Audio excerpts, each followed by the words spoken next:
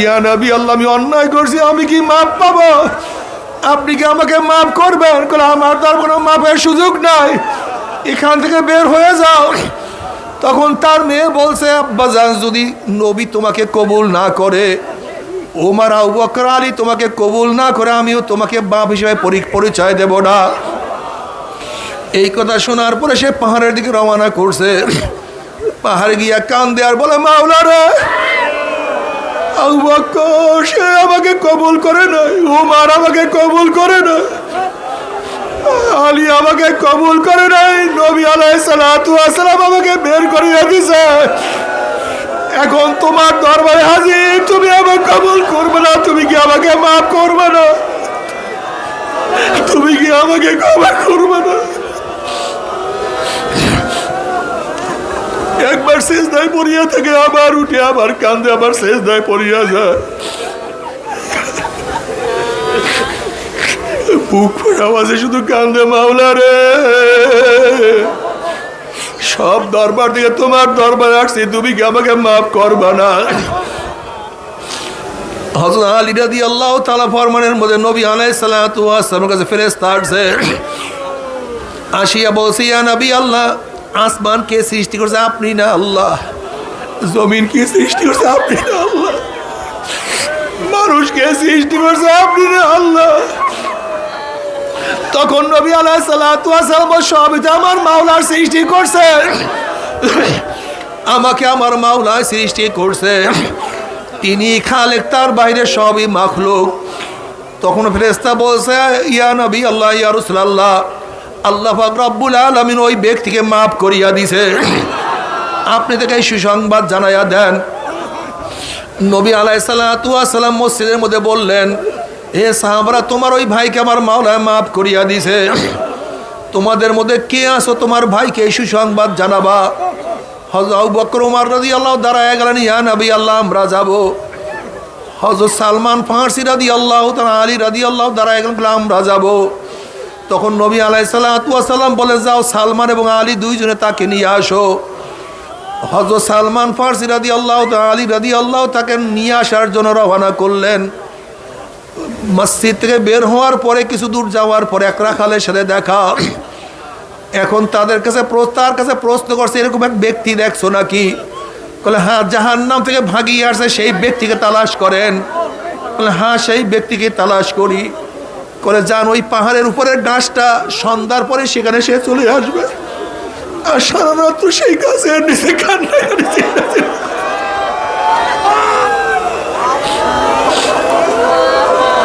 যখনই সন্ধ্যা ঘনায় আসছে, হযরত সালাবা রাদিয়াল্লাহু গাছের কিনারায় আসলেন। আসিয়া সেজদার মধ্যে পড়ার বলে, মাওলা রে,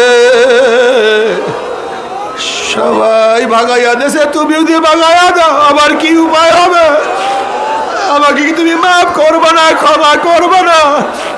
একবার দাঁড়ায়, একবার রুকু দেয়, আরেকবার সেজদায় পড়িয়া কান্নাকাটি করে, কলিজা মনে হয় ফাটিয়া যায়। আল্লাহ, তারা দুইজন গিয়া বলছে, ভাই তোমার জন্য সুসংবাদ, মাওলা তোমাকে মাফ করিয়া দিছে। হযরত সালমান ফারসি রাদিয়াল্লাহু তাআলা আলী রাদিয়াল্লাহু দেখার সাথে সাথে হযরত সালাবা রাদিয়াল্লাহু বলছে, আমার নবীকে, আমার প্রিয় নবীকে তোমরা কেমন দেখিয়ে আসছো? যেইভাবে তুমি চাও সেইভাবে তাকে আমরা রাখিয়ে আসছি। হযরত সালমান ফারসি রাদিয়াল্লাহু ফরমান, যখন আমরা তাকে নিয়ে আসছি, হযরত বেলাল হাবশী রাদিয়াল্লাহু ইকামত দিয়া ফলাইছেন, নামাজে দাঁড়ায় গেছে। আমরা নামাজের শেষ কাতারে দাঁড়াইলাম। যখনই নবী আলাইহিস সালাতু ওয়াস সালাম নামাজের মধ্যে আলহাকুমুত তাকাসুর, দুনিয়ার প্রাচুর্য তোমাদেরকে ধ্বংস করিয়া ফলাইছে, এই আয়াত তেলাওয়াত করার সাথে সাথে জোরে একটা চিল্লান মারছেন। যখনই আয়াত তেলাওয়াত করছেন, হাত্তা যুরতুমুল মাকাবির, এই আয়াত তেলাওয়াত করার সাথে সাহাবা রাদিয়াল্লাহু আনহু চিল্লান দিয়া দুনিয়া থেকে বিদায় হয়ে গেছেন, আর দুনিয়ার মধ্যে নাই।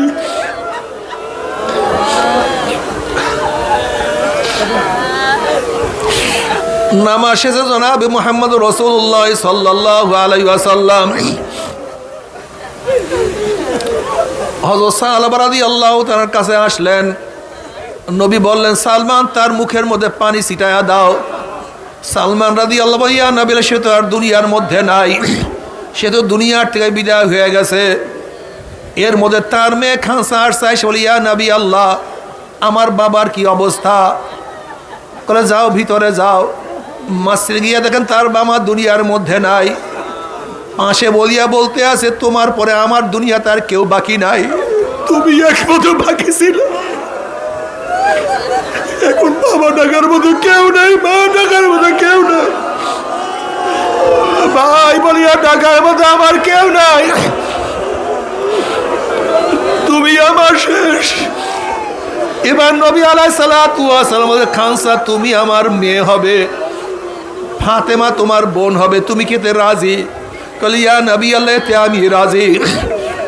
এবার হযরত সালমা রাদিয়াল্লাহু তাআলার লাশ যখন দাফন করার জন্য নিয়ে যাওয়া হইতেছিল, নবী আলাইহিস সালাতু ওয়াস সালাম এক সময় পায়ের আঙ্গুলের ভর দিয়া দাঁড়ায় গেছে। তাকে দাফন করিয়া যখন সবাই ঘরে চলে আসছে, হযরত ওমর ইবনে খাত্তাব রাদিয়াল্লাহু নবী আলাইহিস সালাতু ওয়াস সালাম বললেন, ইয়া নবী আল্লাহ, আপনি জানাজায় জানাজার দিকে যাওয়ার সময় আপনি কেন পায়ের উপরে ভর দিয়া দাঁড়াইছেন? নবী আলাইহিস সালাতু ওয়াস সালাম বললেন, সাহাবার জানাজায় এই পরিমাণ ফেরেশতারা আসছে, আমি ভিড়ে ঠিক মতো পাও জমিয়ে রাখতে পারছি। হযরত ফকি আবু লাইস রাহমাতুল্লাহ আলাইহি ফরমান, ওয়াল্লাযীনা ইযা ফাআলু ফাহিশাতান আও যালামু আনফুসাহুম যাকারুল্লাহ ওয়া মান ইয়াগফিরু যুনুবা ইল্লাল্লাহ। এই আয়াত এই হযরত সালমা রাদিয়াল্লাহু তওবার ক্ষেত্রে নাজিল হইছে। মানে তওবা করার মতো তওবা করো, সাধনা করতে থাকো, একটু কষ্ট করতে হবে। তুমি কি দেখো না সাহাবারা কত কষ্ট করছে? এই মাত্র আমি সাহাবাদের ঘটনা বয়ান করলাম। এই পথে চলতে গেলে তোমাকে কষ্ট করতে হবে, সাধনা করতে হবে। তবে যদি ইশক এবং মুহাব্বত অন্তরের মধ্যে চলে আসে, তাহলে সাধনা করতে কোনো কষ্ট হয় না, উপলব্ধি হবে না। যেরকম দেখবা আশেক মাসুকের তালাশে সারা রাত দাঁড়ায়া থাকে, আশেক মাসুকের জন্য বৃষ্টির মধ্যে দাঁড়ায়া থাকে, বৃষ্টির কথা মনে থাকে না। আশেক মাসুকের জন্য দরজার মধ্যে সারা রাত্রে এক নজর দেখার জন্য দাঁড়ায়া থাকে, তার চোখের মধ্যে ঘুম আসে না, সারাদিন টেনশন, কখন এক নজর তার মাসুককে সে দেখতে পারবে। ঠিক যাদের মধ্যে ইশক এবং মুহাব্বত চলে আসছে, সাধনা করতে তাদের কোনো কষ্ট হয় না। তাদের সব সময় চিন্তা, আমার মাওলাই কই, আমার মাওলাই কই, আল্লাহ। এ আমার চরমনায় মুজাহিদ বাবারা যারা চরমনাইতে আসছেন, এখানে আসছেন একমাত্র মাওলাকে পাওয়ার জন্য, দুনিয়া তালাশ করার জন্য এখানে কেউ আসেন নাই। খবরদার 5 ঔষধ ঠিক মতো আদায় করিয়েন।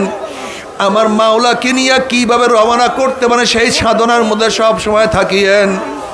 চোখের পানি সব সময় জারি রাখিয়ে, চোখের পানি যেন শুকাইয়া না যায়, সব সময় চোখের পানি জারি রাখিয়ে। আমাদের তো আর কোনো পাথেও নাই, আমাদের পাথেও শুধু চোখের পানি আর জবানের জিকির।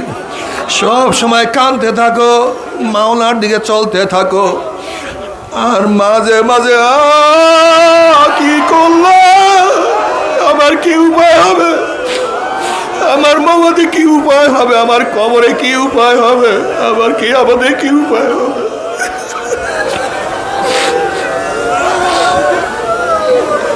বাবারে, এক ব্যক্তি দামি দামি জিনিস ক্রয় করতে আছে, কিন্তু যত দামি জিনিস ক্রয় করে মন বেজার। আরেকজনের প্রশ্ন করতে, ঘটনা কি তোমার মন বেজার কেন, এত দামি দামি জিনিস ক্রয় করো? ওই ব্যক্তি জবাব দেয়, আমি তো কিনি আমার পছন্দ অনুযায়ী, কিন্তু যার জন্য ক্রয় করি সে কি পছন্দ করবে কিনা? সে যদি পছন্দ না করে সবই তো বাতিল হয়ে যাবে।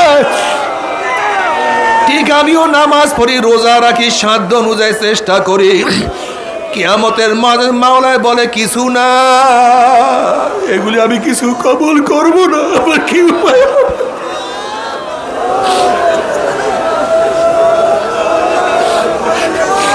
আমার মাওলা সমাদ, আমার মাওলা বেনিয়াজ বেপরোয়া। লিমানিল মুলকুল ইয়াউম লিল্লাহি ওয়াহিদিল কাহ্হার। আমার মাওলা কিয়ামতের ময়দানে বলবে, কি আছো? মালিক আমি তো একমাত্র মালিক, আমার বাহিরে আর কেউ নাই। আল্লাহ, আমার মাওলার শান, আমার মাওলার মান এত বড়। কিয়ামতের ময়দানে সমস্ত মানুষ কিয়ামতের ময়দানে আবদ্ধ হয়ে যাবে, হিসাব নিকাশ শুরু হবে না। এর মধ্যে সবাই পশুয়ারা করবে, আল্লাহ পাক কেন হিসাব নিকাশ শুরু করেন না? দেখো আল্লাহর কাছে সুপারিশ করার জন্য কাউকে পাওয়া যায় কি না। সবাই পরামর্শ করিয়া বলবে, চলো আমরা নবী আদম আলাইহিস সালাতু ওয়াস সালামের কাছে যাই। সবাই গিয়া বলবে, নবী আদম, আল্লাহ পাক আপনাকে প্রথম সৃষ্টি করছেন, আমাদের সবার পিতা বানায়া দিছেন। আল্লাহ পাক রব্বুল আলামিন আপনাকে জান্নাতে দাখিল করছেন। আল্লাহ পাক রব্বুল আলামিন সমস্ত নাম আপনাকে শিক্ষা দিছেন। আপনি চলেন আল্লাহর কাছে সুপারিশ করে আল্লাহ যেন বিচার শুরু করিয়া দেয়।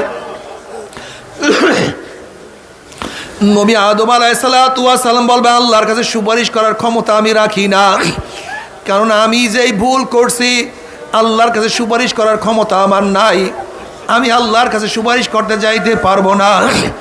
তোমরা যাও নবী নূহ আলাইহিস সালাতু ওয়াস সালামের কাছে, যিনি প্রথম রসুল। সমস্ত মানুষ তার কাছে যাবে, গিয়া বলবে, আপনি প্রথম রসুল, আপনি আল্লাহর কাছে সুপারিশ করেন।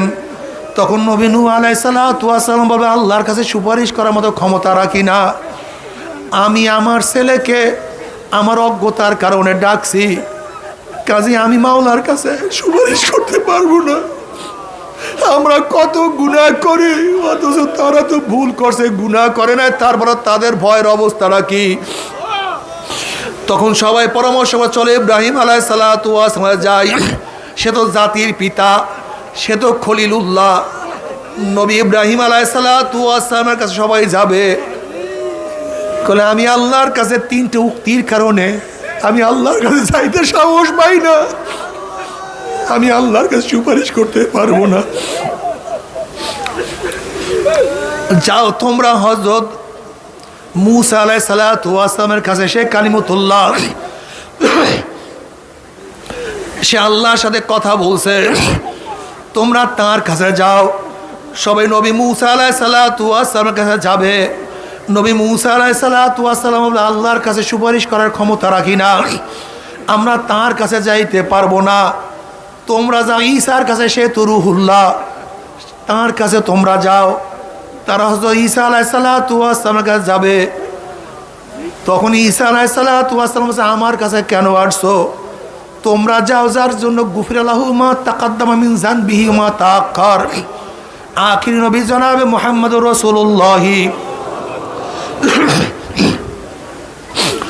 সাল্লাল্লাহু আলাইহি ওয়াসাল্লামকে সবাই তোমরা যাও। যখন সবাই নবী আলাইহিস সালাতু ওয়াস সালামের কাছে যাবে, নবী আলাইহিস সালাতু ওয়াস সালাম বলবে, এবার ঠিক মতো জায়গা মতো আসছো। আজকে দিনে আল্লাহর সামনে সুপারিশ করার ক্ষমতা কেউ রাখে না, একমাত্র আল্লাহ পাক রব্বুল আলামিন এই ক্ষমতা আমাকে দান করছে। এরপরে নবী আলাইহিস সালাতু ওয়াস সালাম দাঁড়াইবেন, আল্লাহ পাক রব্বুল আলামিনের কাছে যাবেন, ইজাজত চাইবেন। আল্লাহ পাক তার কাছে যাওয়ার ইজাজত তাকে দিবে। নবী আলাইহিস সালাতু ওয়াস সালাম ফরমান, আমি তখন তার সামনে সেজদায় পড়িয়া যাব। এরপর আল্লাহ পাক আমাকে কিছু কালেমা শিক্ষা দিবেন, দোয়া শিক্ষা দিবেন, যেটা আমি এখন জানি না, তখনই আমাকে জানানো হবে। আমি ওই দোয়ার মাধ্যমে আল্লাহর কাছে সুপারিশ করব। আল্লাহ পাক বলবেন, কুল তুসমা সাল তুতা, আপনি বলুন, আপনার কথা শুনবো। ইশফা তুশাফা, আপনি সুপারিশ করেন, আমি আপনার সুপারিশ কবুল করব। সাল তুতা, আপনি যা চাইবেন আমি আপনাকে দিয়া দিব। এরপর নবী আলাইহিস সালাতু ওয়াস সালাম সুপারিশ করবে। আল্লাহ পাক বলবেন, যাও তুমি গিয়া জাহান্নাম থেকে সবাইকে নিয়ে আসো, যার অন্তরের মধ্যে এক দানা সরিষা পরিমাণ ঈমান আছে, তাকে নিয়ে আসো। নবী আলাইহিসসালাতু ওয়াস সালাম তিনি জাহান্নাম থেকে যাকে যাকে চিনবে সবাইকে নিয়ে আসবে। এবার নবী আলাইহিসসালাতু ওয়াস সালাম আবার আল্লাহর কাছে আসবে, আসে ইজাজত চাইবে, সিজদায় পড়িয়া যাবে। ওই দুয়ার মাধ্যমে আল্লাহর কাছে সুপারিশ করবে। আল্লাহ পাক বলবে তোমার মাথা উঠাও, আমার কাছে চাও, বলবা শুনবো, সুপারিশ করবা কবুল করব। এরপর আল্লাহ পাক রব্বুল আলামিন বলবেন যাও, যার মধ্যে অর্ধ অনুপরিমাণ ঈমান আছে তাকেও নিয়ে আসো। এবার নবী আবারও নিয়ে আসবেন। এরপর আবারও সেজদায় পড়বে, আবারও আল্লাহ পাক বলবেন যাও নিয়ে আসো। আবার নবী যার মধ্যে একটু ঈমান আছে তাকেও নিয়ে আসবেন। এরপর বলবে ইয়া আল্লাহ আর কোনো বাকি নাই, সবাইকে আমি নিয়ে আসছি। এরপর আল্লাহ পাক রব্বুল আলামিন বলবেন সবাই সুপারিশ করছে, নবীরা সুপারিশ করছে, মুমিনরা সুপারিশ করছে, ফেরেশতারাও সুপারিশ করছে, সবাই সুপারিশ করছে, এবার আমার পালা, এবার আমার পালা।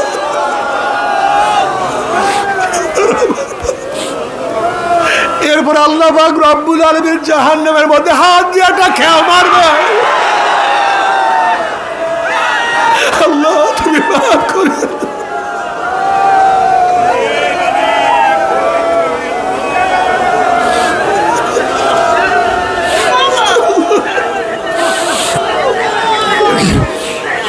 আমার মাওলা পাক রব্বুল আলামিন তার আঁচল দিয়ে একটা খেয়া মারিয়া, যে জীবনে আমার মাওলাকে একবার আল্লাহ কইয়া ডাক মারছে তাকে জাহান্নাম থেকে বাড়ি করিয়া নিয়ে আসবে।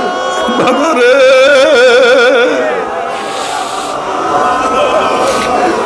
এর জন্য এই পথ ছাড়িও না, এই পথ ছাড়িও না, সাধনা ছাড়িও না। সব সময় চোখের মধ্যে পানি, জবানের মধ্যে জিকির জারি রাখিও। সব সময় চোখের মধ্যে পানি, জবানে জিকির জারি রাখিও, জবানে জিকির রাখিও, মাওলাকে ডাকিও। লা ইলাহা ইল্লাল্লাহ কইয়া মাওলাকে ডাক দিও।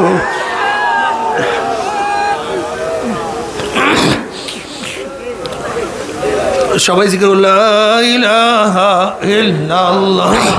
আমিন, আল্লাহুম্মা আমিন।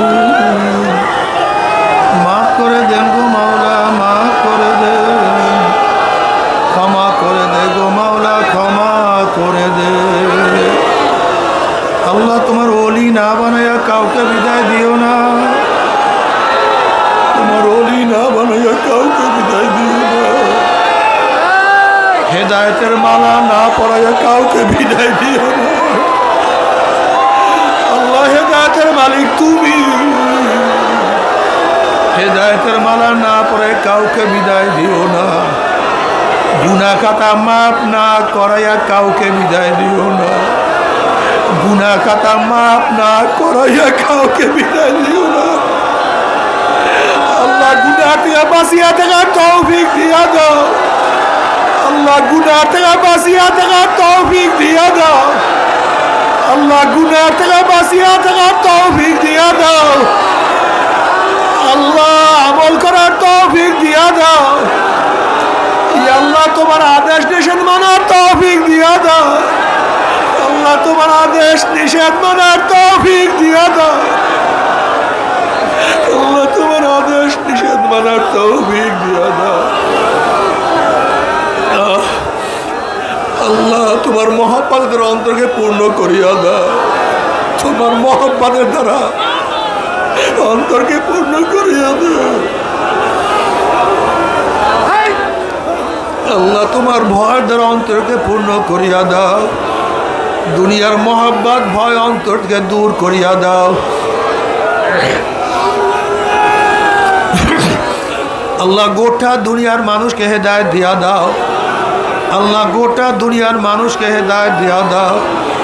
আল্লাহ যাদের কপালে হেদায়েত দেওয়া থেকে ধ্বংস করে দাও। আল্লাহ ফিলিস্তিনি মুসলমানদেরকে হেফাজত করো, আল্লাহ ফিলিস্তিনি মুসলমানদেরকে হেফাজত করো, আল্লাহ ফিলিস্তিনি মুসলমানদেরকে হেফাজত করো। আল্লাহ যারা বিদায় হয়ে গেছে তাদেরকে শহীদি মর্যাদা দান করো। আল্লাহ জালেম যারা আক্রমণ করছে তাদেরকে হেদায়েত দিয়া দাও। ওদের কপালে হেদায়েত না থাকলে নমরুদ ফেরাউন সাদ্দাত ধ্বংস করে দাও আল্লাহ, বেঈমানদের মধ্যে ধ্বংস করে দাও। ইসলাম মুসলমানদেরকে হেফাজত করো আল্লাহ। তোমার মারিফতের নূরের বাতি আমাদের প্রত্যেকের কলবে জ্বালাইয়া দাও আল্লাহ। তোমার মারিফতের নূরের বাতি প্রত্যেকের কলবে জ্বালাইয়া দাও।